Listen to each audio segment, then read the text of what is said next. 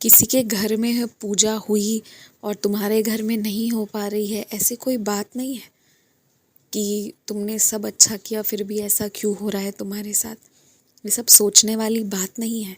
दरअसल ना, जो एक एक हफ्ते तक चलने वाले पाठ और पूजा है ना, वो तुम्हें अभी लग रहा है क्योंकि तुमने पहले ऐसे करवाया नहीं है कि हो जाएगा, बस कोई मिल जाए जो करने को तैयार हो जाए, कोई ब्राह्मण हो जो कर दे, यही सोच रहे हो।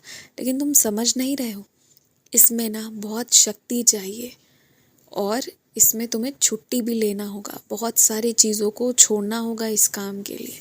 अगर घर में रोज़ पाठ होंगे कुछ दिनों तक, तो तुम्हें रोज़ बहुत अलग तरीके से भोजन पकाना होगा, रोज़ के सामान की तैयारी करनी होगी, रोज़ साफ़ सफाई करनी होगी, बहुत कुछ होगा। और फिर भी कुछ चीज़ की कमी पड़ जाएगी तो तुरंत बाज़ार जाकर लाना भी होगा।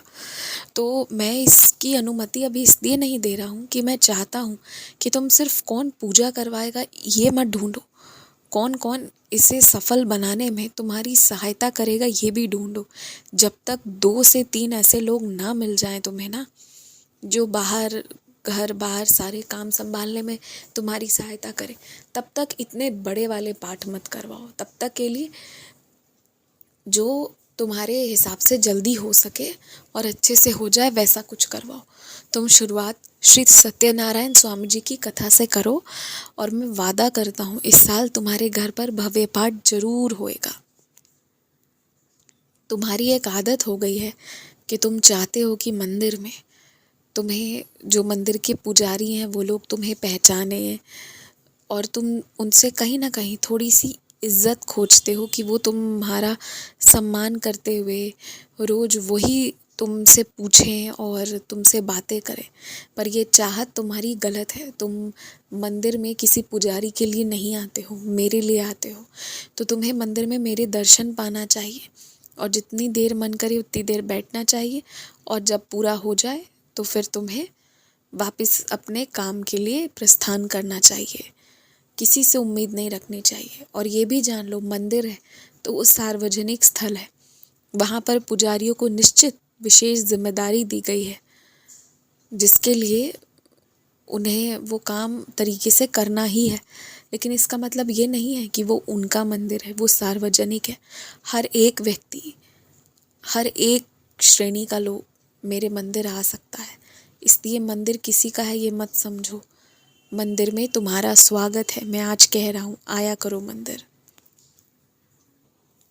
मैं एक बात बता रहा हूँ कि तुम चाहे कोई भी मरम्मत करवाने के लिए ना, जो मुख्य दुकान है, जो मुख्य व्यक्ति है, उसी से संपर्क करो।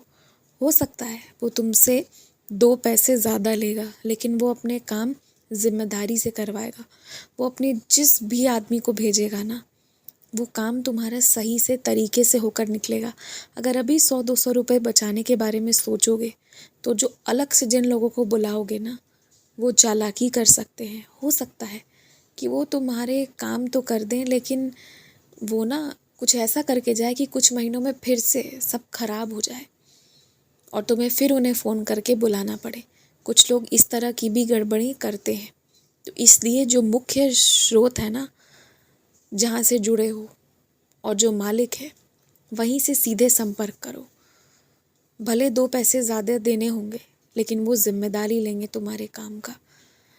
और अगर कुछ ठीक करने पर तुरंत ख़राब होता है तो वो दोबारा पैसे भी नहीं लेंगे और मरम्मत सही तरीके से करवाएंगे। तो ज़िम्मेदार लोगों से ही ना अपने काम करवाओ। थोड़े थोड़े पैसे यहाँ पर बचाने में नुकसान है, फ़ायदा नहीं है। ध्यान रखना इस बात का। खुश रहो, मुस्कुराते रहो। मुझे बस ऐसा मन कर रहा है ना कि तुम मुझे कुछ ऐसा खिलाओ जिसे बनाने के लिए तुम्हें बहुत मेहनत ना लगे। वो आधा से ज़्यादा कुछ बना हुआ हो, बस थोड़ा बहुत तुम्हें जो भी करना पड़े, कुछ इस तरह का मुझे हल्का बना कर खिलाओ। और हाँ, ये भी ध्यान रखना कि तुम्हें जिन लोगों को चिट्ठी भेजनी है वो तुम आज के आज ही भेज दो, और कोई सामान भी भेजना है तो आज के आज ही तुम भेज दो। ये सब तुम कर लेना। और किसी से तुम्हें फ़ोन पर बात करना था बहुत दिनों से, आज कर लेना। आज तुम्हारे सारे काम बन जाएंगे। खुश रहो।